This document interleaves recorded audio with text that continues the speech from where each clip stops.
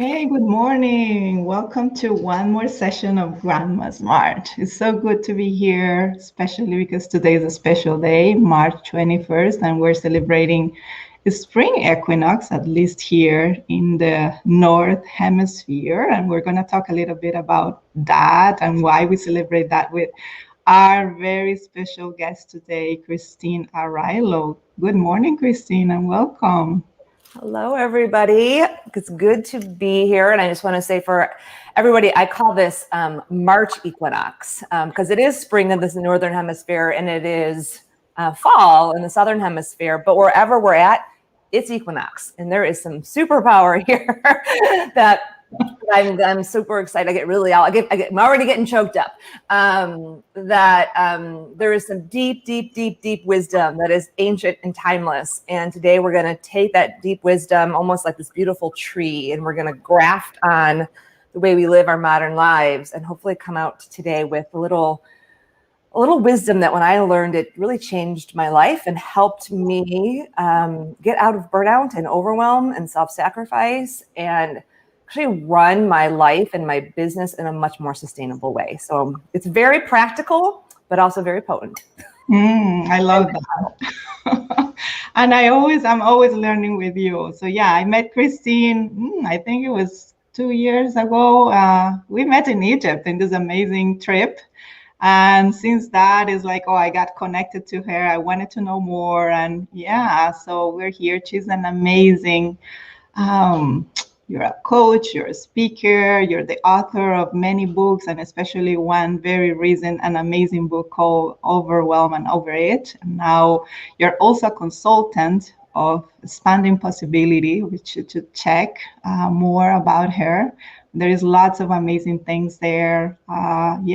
Just launching this amazing also Elevate Feminine Leadership Council, and lots of things that you're bringing into the world, working worldwide with a lot of women, bringing them into their heart, into their power, learning how to lead their lives and their work and do things in a different way, which all need that. So I'm so happy to be here with you, and thank you for accepting the invitation. I think it's the second time. You were here in the first session with us, and it was amazing. But now it's like, okay, teach us more of what all that wisdom that you have learned for more than 20 years. And yeah, we're here to celebrate March equinox. So yeah, I was born in Colombia in the South Hemisphere, and in Colombia we never celebrate it because it's a country very close to the line of the equator, so we don't have seasons. So actually, I was born in a city that is called the eternal spring city, because it's always like full of flowers and things. So I guess we celebrate cycles in a different way. When there is raining and a little cold, we call it winter. When it's more hot, we call it summer. And through my life, I have been learning the importance of getting in touch with the cycles of nature and listening more, and especially with you. So good to be here. Yeah. Well, I love that you just present that, Monica, because that's part of the misunderstanding we have about seasons. Yes. Is that we think that if you have to live in like a climate, like I grew up in Chicago, which definitely has 4 seasons in it that are very distinct. But wherever you live in the world, and maybe we can pull up this image. I think that'll be the best way for me to explain to everybody what we're talking about. The harmonize your rhythm image, Noah, is that is there feedback on me? Can you hear me? Feedback? No. Okay. Is that when you harmonize your life to the rhythm of the natural cycles, your life comes into more harmony, more balance, more flow, a more sustainable rhythm in which you can create and you can achieve and you can meet the intensity, but you can also breathe and pace yourself. And regardless of where you live, everyone has these 4 shifts, these 4 major shifts that happen. They happen on the planet at an earth level. They happen in the cosmos at a star level. And what you're looking at, and most of us just don't know. Like, we don't know. We're like, oh, that's nice. It's spring. Yay, And so it's even like, I want to say, it's not just about celebrating it, you all. It's about honoring it. It's about acknowledging it. But it's about knowing how to work with it to actually fuel and focus your life to create a more sustainable reality in which you're focused on what really matters. And so if you look at, and this is like reduces stress like no one's business. And this is like a superpower tool for also navigating uncertainty.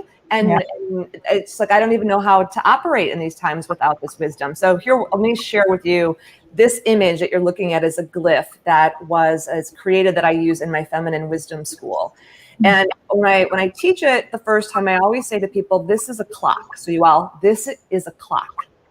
And it's round like the clock that we think of, right? And our time clock, our day clock. But when we think about a year, you often think about a year in linear format, right? It's like we go January to December, which is part of the reason, grandmother wisdom here, you all, that we're all so exhausted and tired and pressured and stressed out because we live this linear line. Like it's January, we push forward like an arrow, right? If you push like an arrow, and if you think about an arrow just, once you push it, it just drops, which is what happens to most of us in December, right? And so the first thing is like, imagine shifting your perspective that your year is a circle and that your months are actually a circle. We're not going to talk about the months today, but because that's a whole other, that's a whole other wisdom session. But we're going to talk about the rhythm of the year. So like, okay, so what Christine and Monica are talking about is the year is a circle. And this can seem so insignificant. Okay, that's like nice. We're talking about a circle. What in the wisdom traditions, what is true, and I think this is why humans haven't gotten it for so long, is that we think it has to be some massive shift versus like, what could a circle really do? Well, if you circle is natural to how humans have always worked. And it's so interesting when I do leadership work, especially when I do feminine wisdom leadership with men, the men will say to me, so what, you want me to go sit in a circle and like bang a drum? And I'm like, well, kind of, I do actually want us all to sit in a circle. You don't have to play the drum if you don't want to, but you know, the drum is pretty awesome because it actually is a rhythm, right? So if you think about how humans have always sat in circle and that the rhythm of the drum creates this rhythm and how out of rhythm we are, because we're in this made up, man-made rhythm of 5 days a week. We go to work, we have weekends supposedly. And then we have these quarter systems that are kind of like quarter one, quarter two, quarter three, quarter four. And then you get 2 weeks. And then if you live in the United States, you get 2 weeks off, usually somewhere in there. If you're in Europe, you're luckier because you do get a holiday, but it's like, it's completely not tied to how nature actually works. And you and I are part of nature. We are an animal. We just happen to be at the top of the food chain. I think we've forgotten that as humans, that we actually are an animal. We're also part mineral. we're all of those things. So look at this image here. You'll see on the outside, the circle, the course of a year. So on the bottom here, you have the solstice, December solstice, which is usually around December 21st-ish. And notice how it's like at the bottom. And then we kind of come up into March equinox where we're at right now. So what's really interesting is that the start of the year in most indigenous wisdom traditions has always been March equinox. Yeah. Julius Caesar changed it to January. Who knows? But again, you know, the more Roman calendar, which has been basically used now across the world. And so just think about that. We start our year in January, which is this right here is what's called the cross quarter point in between the solstice and the equinox. So this is February 1st. So we're starting our year on January 1st down here. But it's not the time to really start our year because it's in the northern hemisphere. It's dark, it's cold, it is winter. And it's like you want to give yourself space to rise up into equinox so that when equinox happens, March equinox, it's like, okay, now I choose this. I'm ready. Let's go. Like if we were farmers, that's when we would be planting things in our garden. That's when we would be fertilizing things. That's when we would choose our crops. And then that goes all the way up here to June solstice. That's that's high summer in the northern hemisphere, and it's winter in the southern. And then September equinox, another equinox, and then we go back down again. So you can kind of think of this midpoint line where the equinoxes are as the balancing points. So the equinox is like the actual equinox. The moment of the equinox is when there's complete balance between the dark and the light. So the equinoxes are always a time for rebalancing, for reharmonizing, which is the energy that we're going to dive into today around the equinox, is about harmonizing. So no, you can pull that down for a moment now. So with equinox, well, what equinox is about, it's about a couple things. One, it's about looking at your life where the imbalances are, and where before they become disease and disaster and drama. And so when you pause at the equinoxes, and what we're going to do today is what I call a harmony adjustment, of taking a look at your whole life. And this is a whole other part of, like, we're going to look at our life as a circle and say, where are the imbalances at? So that they don't have to get to disease, drama, disaster before you actually pay attention to them. So this is like, if you think of it from a wisdom perspective, a wise person doesn't wait till the disaster happens. They do like preventative care, right? So the equinox energy is about this. So we can use it for that. The equinox is also a time to shift your habits, to shift your habits, to shift your patterns, right? So for example, what was okay for our patterns in January, February, up until now, mid-March, which, you know, in the Northern Hemisphere, you're supposed to be eating heavier things because it's colder. So when it's cold, you eat more meat. I drink more red wine. I drink more coffee, you know, and it's all good. But you all know, like, if you keep that, if that once it becomes a habit, then it eventually will get to a place of imbalance in your body. So this is the time that you also, from a Chinese medicine perspective, it's called the liver time. So it's a time and our livers are very taxed in this culture because the liver is what they call the general. And the general is the one who does all the work and processes all the stuff. And, you know, while coffee is good for you, too much coffee, not so good for the liver. And so it's a time of like eating more green things and, you know, starting to move into a lighter diet. It's a time that we wake up a little bit, you know, earlier. It's not so dark. And so we're harmonizing with those rhythms. It's actually the good time to do a cleanse, or I call it my liver reset. So I don't drink coffee until 10 o'clock to give my liver a cool 12 hours of having nothing coming through. So looking at what are the patterns and habits that have been okay, but it's time to shift. And what I love about this, Monica and everyone, is it doesn't make what you've done wrong. So you know how habits and patterns kind of creep up, you know, and it's like what was like a brownie once a week is now a brownie 3 times a week, which was, you know, those things. And so it's just a natural, like, oh, I'm going to make a shift here. And then we take a couple weeks and we reshift our energy. We lighten up, because it's moving more towards the light, more towards the solstice, which is the brightest day, the lightest day of the year.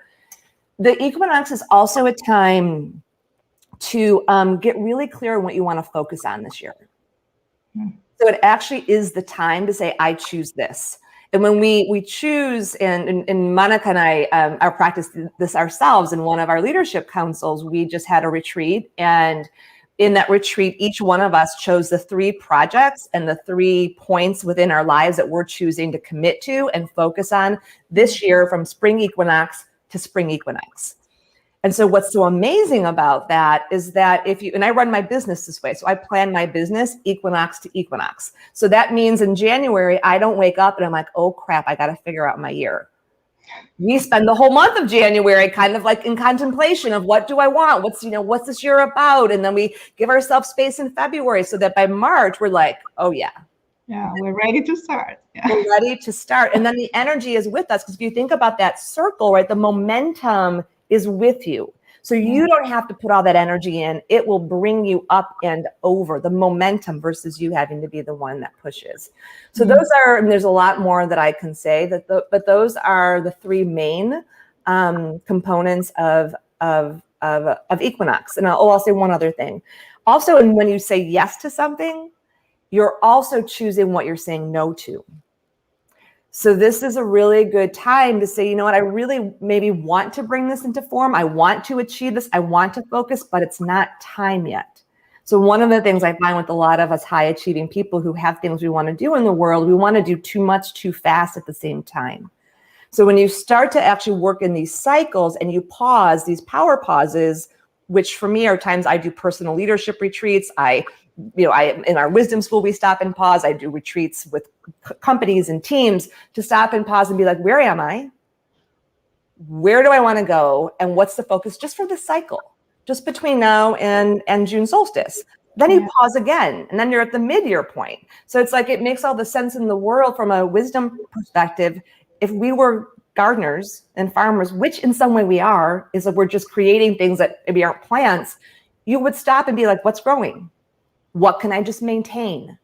You know, it's like, what, so that you have space to grow the things that really matter, to receive from the things that you're maintaining.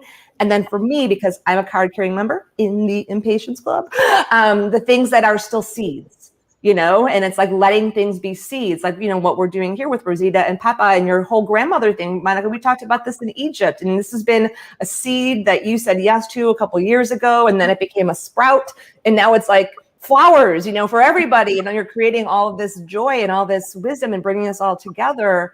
And you're giving this the space it needs to grow.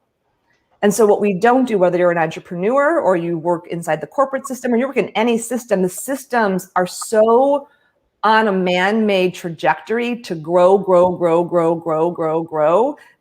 driven by an economy system that is completely unnatural and at some level is centered in greed and accumulation and not sustainability. So this is also a stand for sustainability and making wise choices to actually say, yes, we might want to do that, but not for now.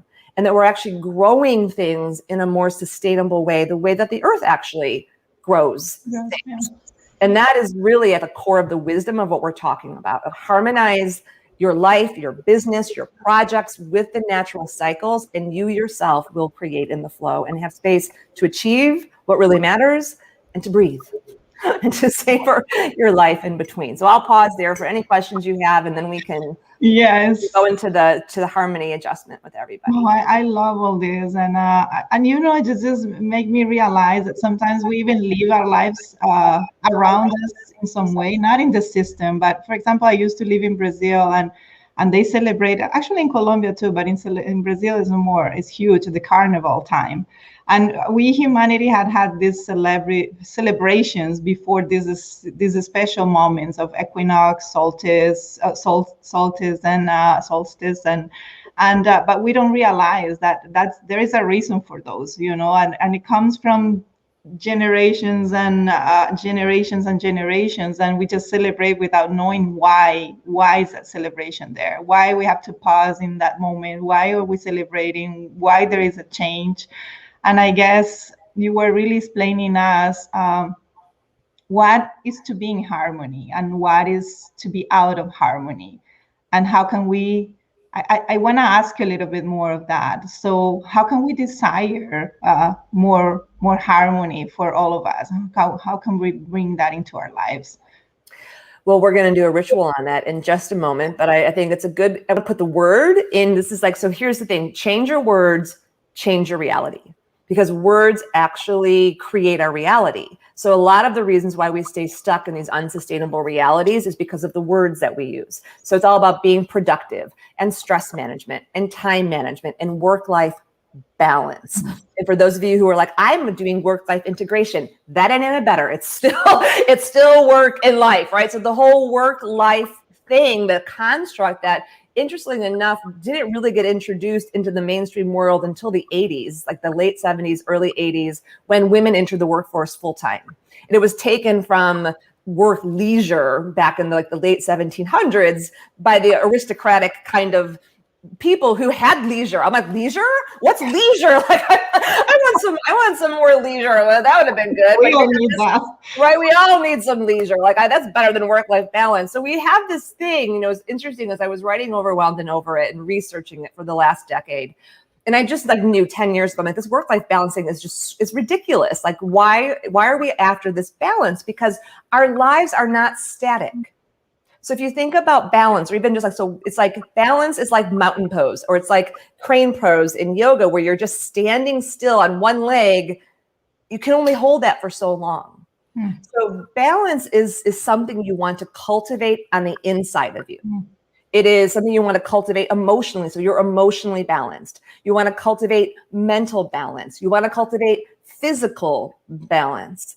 And we are out of whack, many of us, because we haven't been really given the tools to thrive in a culture that has so much information, is moving so fast. Everyone tells us to thrive and eat your green drink and do this and do that, but we really don't have the right tools to maintain that balance, so that no matter what comes at you, it's kind of like being a sailboat, right? You want to have that strong rudder, you want to have that strong steering thing, and be able to, like, if the winds come up, can you stay balanced, right? That's a way of thinking about that. That's connected to resilience, and that's connected to clarity. But if you try to organize your life as in balance, you have these two things, right? They're scale. So balance by its nature means equilibrium.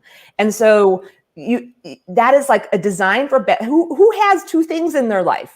Like, it's like, is anyone's life static? No, our life isn't static. And then if you have work-life balance, one of the images in Overwhelmed and Over It shows this woman who's like a tug of war, and she has life on one side and work on the other. And so just think about that. Everything other than work has to fit in one side. So there isn't any way that it's ever going to be, it's never going to be in balance. So what we're after really is harmony. What we're after is harmony. And if you think of harmony, think of it, the best metaphor I have is like an orchestra. It's like a symphony. And actually, Noah's going to pull up the harmony wheel, Noah, so we can show everybody. Okay, so we're going to go back to the circle. So there's so much wisdom in the circle. So here's a woman. This is for any woman, man, whatever. We use a woman because it's, feminine wisdom. And she's standing in the middle of what I call your whole harmonized life. And these are the 8 realms of a whole harmonized life. And she's the conductor. And I'll talk about the realms here in a minute. So notice that she's not running around spinning them. She's not spinning plates. She's not juggling balls. She's standing balanced and centered on the inside within it in relationship to all of these 8 realms. And she's not, like a good conductor, isn't playing all the realms at high intensity at the same time. So part of the reason why we're so out of whack, and I think, our grandmothers, they didn't have the internet. They didn't have this amount of stimulation that comes at us. So work leisure might have actually worked for them, maybe so, who knows? But it won't work for us. And this is the value of the wisdom traditions. Is you think of the wisdom traditions like a tree, and they're ancient, and they'll always work on this planet. And then we take our modern life and we graft it on to that wisdom tree, and that's how we create these new ways. So this harmony wheel is my answer to how do you constellate your life in a way that supports you having a diverse life and a dynamic life, which is really true, right? And to be with multiple priorities, to respond to different things. And so these 8 realms, and we won't go deep into these today. I go much deeper into them into the book, but I wanted to presence them for you all. So Monica, can I share the 3 different kind of levels? That'd be good? Yeah. Yeah. Okay. So if you all look on the bottom part of the bottom 3. So find these bottom 3 down here. This is what I call your foundation. So this is your financial flow and wealth, your physical health and home, and your tribes, your friends, your colleagues, which can also include your relatives. So here's part of the thing. Once we get up here to beloved relationships, not all relatives should be really, really close. It's like these are a good place to put your relatives that you love, but they're not necessarily on your inner circle. These are the people you work with, your peers, the tribes, the community that you have. Physical health and home are on the same one, because your body is your sanctuary and your physical space is your sanctuary. And then financial flow and wealth is both about having the flow coming in, but also having the reserves that are there. So you all know if one of these things or any of these things aren't there, it's really hard to manifest your work in the world. It's really hard to be open-hearted in the world and have emotional balance because your foundation isn't stable. And so I work with a lot of really amazing people who want to make a difference in the world, but this bottom foundation isn't strong. So we always got to get this strong where there's imbalances before this can really manifest and we can really be our fullest radiant presence. So that's the bottom foundation. Then you have what I call the heart line. So you have your emotional health and happiness here. How many of us love what we do, but we're joy starved? How many of us don't love what we do, but we're starved for joy? And this is, 1 in 3 women will die of heart disease. Men, you're not far behind that. And I always say it's not because we're eating so many French fries, although I do like French fries. It's because our lives are not joyful. Our realities are not joyful. We have become more like a culture that is like machines. TikToks, I call us the TikTok robots. We go in, we work, we go in, we work, TikTok robot, right? Versus like creating a reality that nourishes us and is like, makes us happy and fulfilled. And then over here is your beloved relationships. Beloved means dear one. So these are people who are dear to you. Could be your family, could be your relatives. It's this, I changed this from romantic relationship because there's so much pressure put on, let me find the one, which creates a lot of suffering. You need to have like, at least a handful of beloved relationships. 2 is even better. But at least one, and it can't just be the person you're married to or not, or your sister. Like you need at least a handful of those beloved relationships around you. And as we're going through this, just start to notice, you all, where you are in harmony, like what's really thriving, and really what's out of harmony. Like there's an imbalance there. It doesn't, like, if you look at these as these are spirals, they're meant to have their own energy. So they're kind of like the chakras, which are like these wheels that spin. And so they're supposed to have energy. When they have energy, they're working for you versus you, the one who's working for it. And so just starting to notice this. So if anyone's like, oh my God, I'm like, I think all of my spirals are standing still. It's okay. It's okay. Or, or one of them, you're like, oh my God, it's petering along, like, or maybe they're thriving. It's like, this is why we do this at Equinox, because it's like, oh, like from a wisdom leadership perspective, you'd be like, I want to look at my house, my inner self before, so I know what's going on in there, so that I can make adjustments. And then you have this one on the 3 on the top. And I call this kind of your potential, purpose, passion, and presence. And this is that expression, right, in the world. And so there's creativity and self-expression, spiritual practice and connection, and sacred work and career. And what's interesting, you'll see that I put sacred work and career together. And that might be new phraseology for many of you. It certainly was for me. And this is one of the big shifts out of work-life balance is if you have a job, your job might really be about financial flow. It might not really be about your creativity and self-expression, but it's really here, right? And it might also be about your career. Like, so here's a couple things about definition. Career means the path that you are on. That's all career means, a path. The current definition of career is to move rapidly along. So the root, the wisdom is your path. The modern definition is to move at a rapid pace. So just think about that. Why are we all so stressed out if we're not ascending in our career versus like, oh, this is just my path.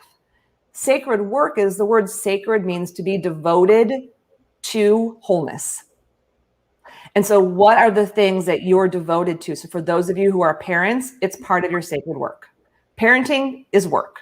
And if you were a parent, know that. I happen not to be a parent because it was not part of my sacred work, and it's a lot of work. But this also could be like for those of you who mentor. This is for those of you, the grandmother energy that you might be giving. Like that is part of our sacred work. And because we don't value the mother, and we don't value the feminine, and we don't value the grandmother in the elder wisdom in our society, we don't value it here. And we're missing so much. And so for those of you who have moved into your, what they call the crone stage, right? That grandmother stage, like there's so much wisdom there. And part of the reason we're in the world we are is because we're not linking the generations. And so we could do a whole other session on this, but I'll just redefining what work is and career. And then I'll also just say up here with creativity and self-expression, sometimes it actually is a way that you create money and you receive financial flow. So for me, I'm a writer. I write books. I'm an author.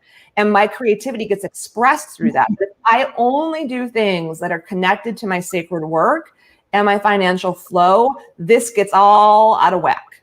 I also am an artist. So I have to have space. So one thing that brings me joy is creating art. So yesterday for Equinox, I made this beautiful, I went out and got a piece of driftwood and I got all these different beads and I made this beautiful piece of art that's now sitting right over here at my front door, because that brings me joy. That fills me up over here.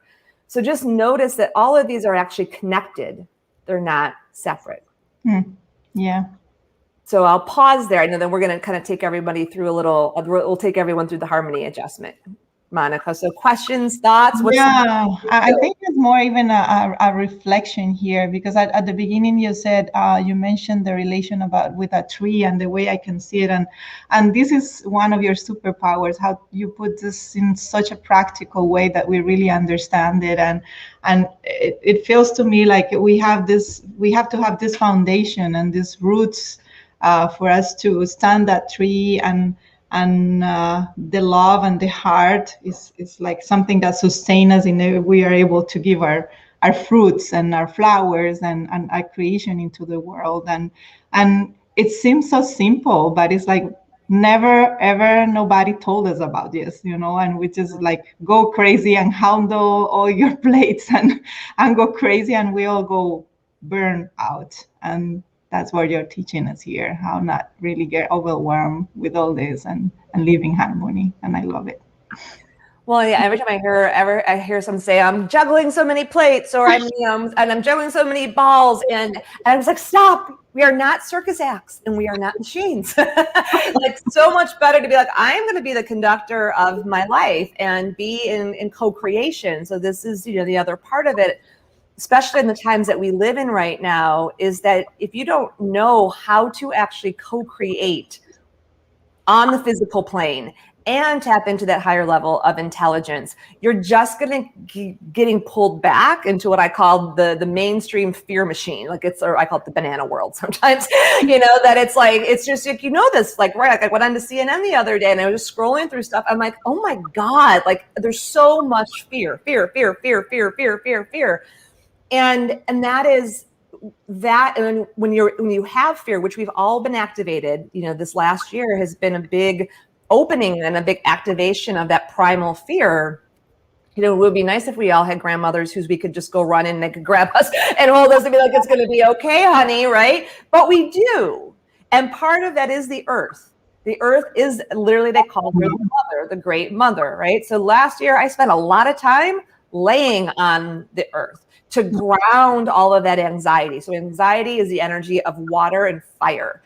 And so what you want to ground that. So these little things like, oh, I'm going to walk outside every morning. Every morning I walk outside and put my bare feet on the ground. Yeah. And that grounds me, right? Or on Saturdays, I have my reset days. And so oftentimes I'll just go lay on the ground. So I'm connecting with that mother nature, like that there's a reason. And then if you also think about kind of the higher universe, the feminine wisdom is often called Sophia. Like that is what they talk about, Sophia. In different traditions, she has different names, Shekinah, Sophia. She's the one who knows how the universe is constructed.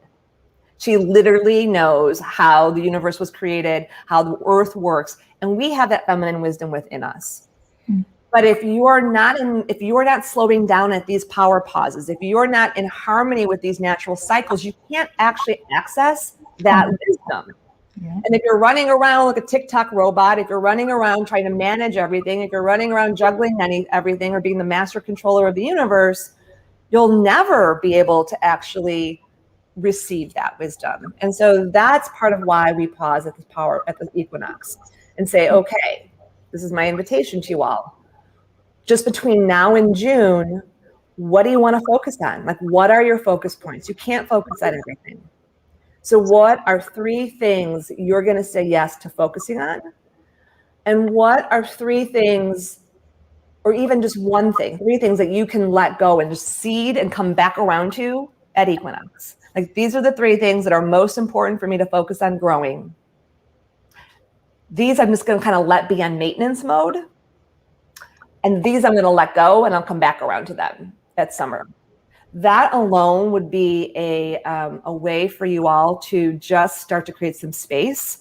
Because right now, I remember last equinox, that is when the whole world went into this catalyst that we did. You know, that was when the pandemic was everywhere. And I remember doing my equinox ritual for my wisdom school, which I'm going to do later today as well in my podcast. And I was like, we just got to harmonize. You know? It's like, that's what we're going to do. And so we spent the last year doing that. And so what I keep saying, keep giving people permission. We're in the year of the ox. And the year of the ox is not about fast running. It's not the road runner year. It's not the jaguar year. It's the ox year. And so just think about it like this is the year of tilling your field, taking out those things that are not in harmony. So, you know, question number one is what's not in harmony for you? What's in balance for you right now? And question two is what is in harmony? And more of that, right? More of that.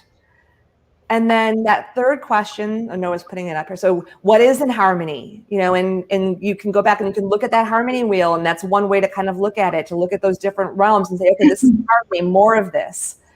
And then look at those realms and say, what's out of harmony? And that's, you know, where you feel stress or pressure or strain, and think about your relationships, think about the way you're working, think about projects. This isn't in harmony.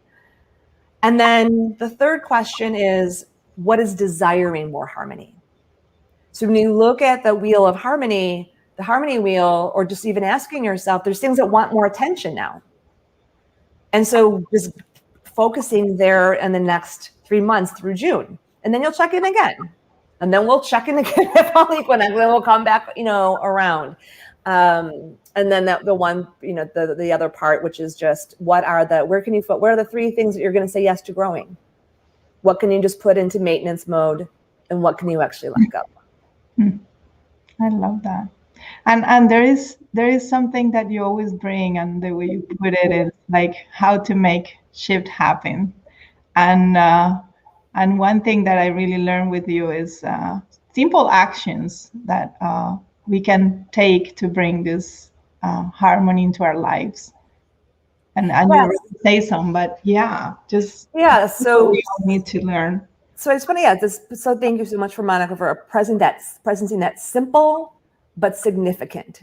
So what is one simple action you could take to bring whatever realm? Like I usually pick one realm, and I say, okay, like what's one simple action I can take this next month to bring it more into harmony?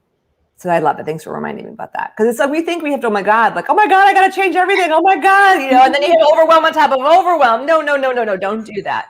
It's just like, look and find one of those realms, you know, so what realm is really wanting and asking for more harmony.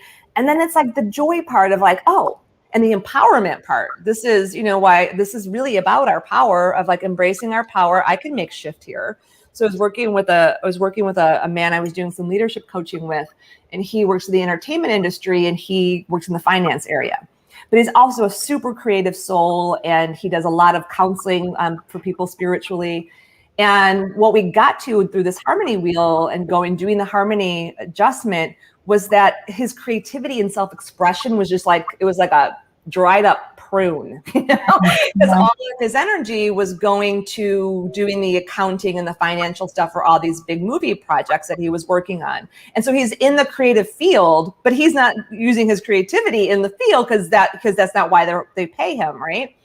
And so when he was able to see that that job actually is what provides his financial flow and financial security, and also he gets some insurance, so he has, you know, so he has his physical health and home and all foundation. So gratitude for that. And, you know, we talked about, you know, you don't need to give 110% to everything. Be committed, but give 80%, and then other 20% you use for other things.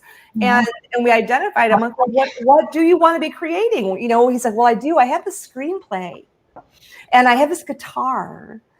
So it's like, okay, then you know what?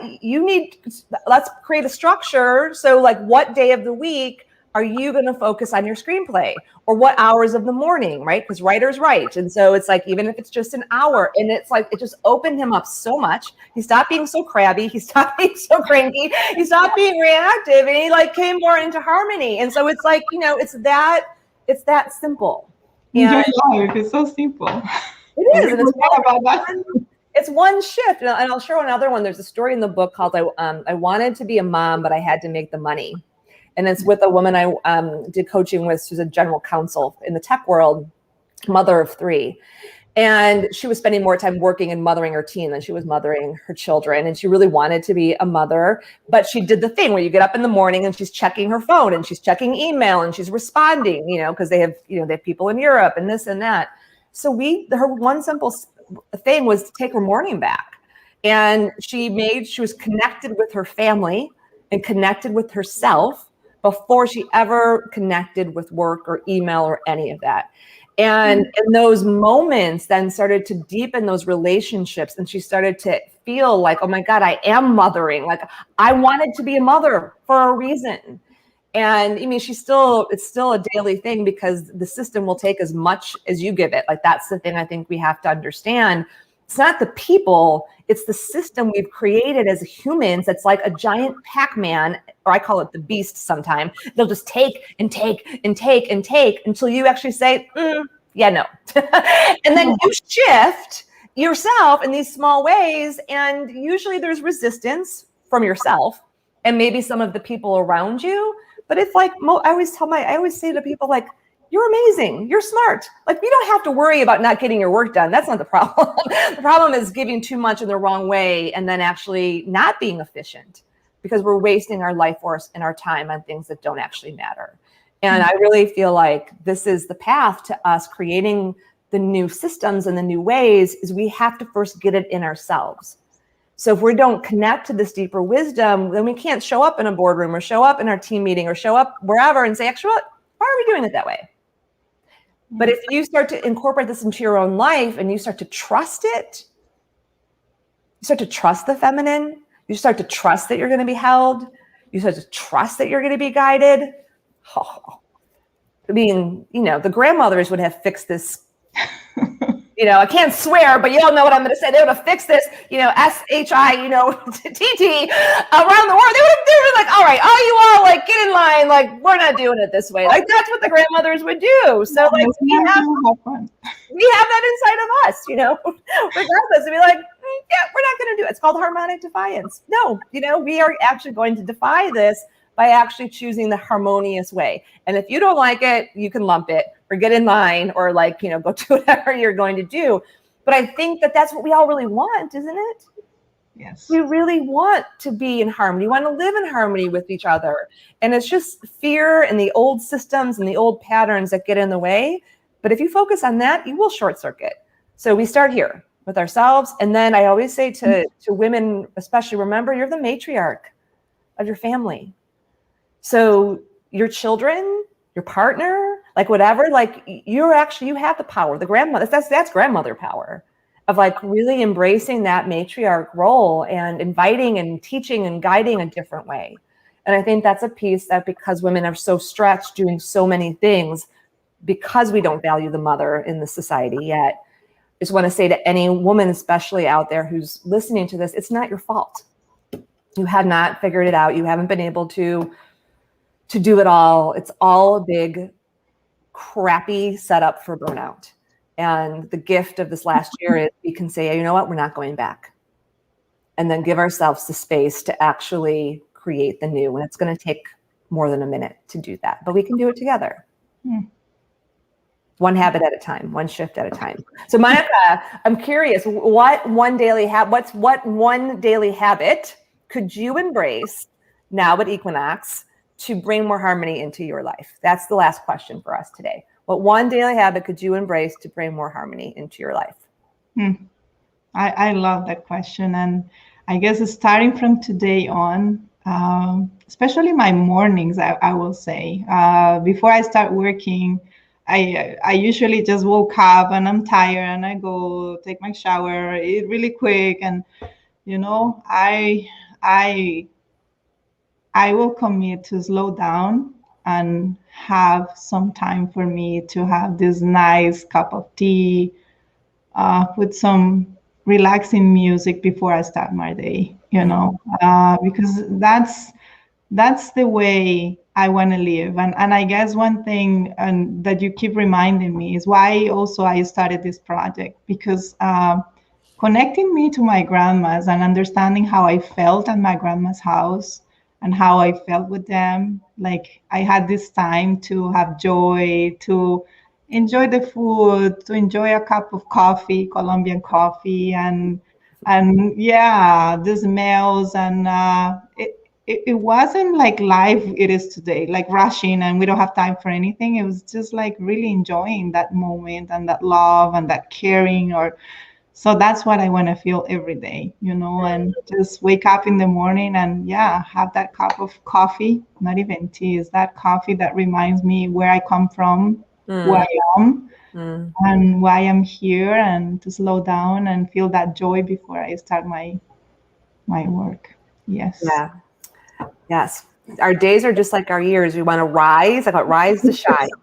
Rise to shine, and that first hour of your day sets the pace for the rest of your day. So I love that. I love that. I will be toasting you over here through my cup, which says play me as a perfectly tuned instrument in your orchestra. And so it's a harmonizing practice where you're harmonizing yourself to love and connection and music and sound, and that makes a big difference because we are like these instruments, these conductors. So I love that, and I say yes to that. Yes to that. Yes to that. Coffee. I love myself a good cup of coffee, but I'm excited. I want to have some at Colombia. I've never been to Colombia, Monica. I know we have to go together. Well, thank you so much for having me on, and thank you to everybody for tuning in to us. And I just think back to before I knew about the feminine, because I'm trained as an MBA, I'm trained in the business world. And it was at the age of 36, I think 35, 36. And I was just 6 months into being an entrepreneur, and kind of left my corporate career to take a hand at that. And 6 months in, I had all the spreadsheets, I had all the quarterly goals, plus I had the vision board. So I was doing both, like the MBA part and also more of the attraction, mystical part. And I just had my first Superwoman sob where I was just in tears because I couldn't do it. Like I wasn't, no matter how hard I worked, it wasn't enough. And when you have those Superwoman sobs and it's like the rainstorm, the turrets, and if you pause in that moment and you listen to that calm after the storm, that's where the wisdom comes in. And we're kind of at that place right now in the world. Last year was a storm, and we want to be listening for the wisdom this year. And I heard my voice, that inner wisdom, that deep grandmother voice that said, you need the feminine. And I was like, that's truth. I don't even know what that is, but yes to that. And, they say as the student's ready, the teacher appears. And so my teacher did appear. And then that, now here I am, that's my superpower, is taking the mystical feminine and indigenous wisdom and all this deep, deep wisdom and grafting it on to our modern world, so that we can, live and lead and succeed in a way that actually creates sustainability, where I really believe that the planet and people can prosper. Profit won't even be a thing we talk about, because we'll be talking about prospering, and we have such a bigger spectrum of what it actually means to prosper. But it will be the women and the conscious men who say no more to doing it that way.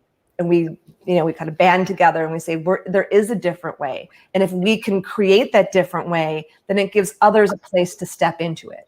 Without a different way, we're going to contract into fear. Of course you would. And so be daring, be courageous. This is the year to do things differently. But I always say, like the grandmother would say, don't be a dummy pants either.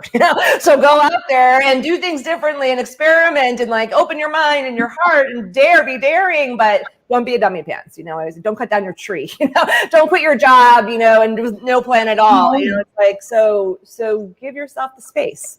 Yeah, and you don't need to do it, and I learned that with you as well, with our groups and our retreats and everything. I decided that this year was going to be the year of experimenting with myself, and I don't have to quit my corporate job to do what I'm doing here, and this is my sacred work. This is my passion. I want to bring this joy and playfulness of the grandmothers, but not only that, but the wisdom also to women, to leaders, to everybody, as you're doing, like let's create the new, but from those ancestral simple actions and wisdom that are there just for us to remember. And thank you for the work you do, Christine, because that's what you do. You bring us that reminding all the time, like the grandmother, reminding us, okay, wake up. Where is this? What is happening? And here is the way you can do it. I really want to thank you. You're welcome. Well, and I'll just say in closing around that is that remember that a good grandmother, a great grandmother has a presence. She's a matriarch. And so I feel like, as part of your role in the corporation that you work and the work that you do is being that presence, being that feminine wisdom presence, a very important job. Not everyone is supposed to be an entrepreneur. That is like, it's not easy to be an entrepreneur. And if it's not your path, I don't recommend it. And we don't just abandon the systems, right? That, like I always say, like your leadership is your presence. And so you are doing your sacred work in your corporate role. You're doing your sacred work here. This happens to be a way for you to express creatively. And so that's where it's like we have to like open up our thinking and seeing, and then being in co-creation to see where the universe leads you. And I know that's been part of the work we've done together. I'm like, you have a very important job inside of the organization that you work in to be that energy of feminine wisdom and that harmonized being. And that's really important. Yes, to see that voice. Also needed right now to change the system and to change to help the leaders find that way, more in touch with their hearts and their real essence. So we need a more human world. We do. And that's, when you show up in your heart as a leader, it helps other people open up their hearts. And part of the reason we are where we are is because we've forgotten that is actually where our power is as humans, humankind. Not human robots. Well, this has been so much fun. I love it. This is the way it should be. It's like playful and fun and just like chatting with a friend and having coffee or tea. So thank you for this amazing time, for always sharing your wisdom, and happy March equinox. And see you soon for sure. Thanks everybody. Bye, everyone. Take care.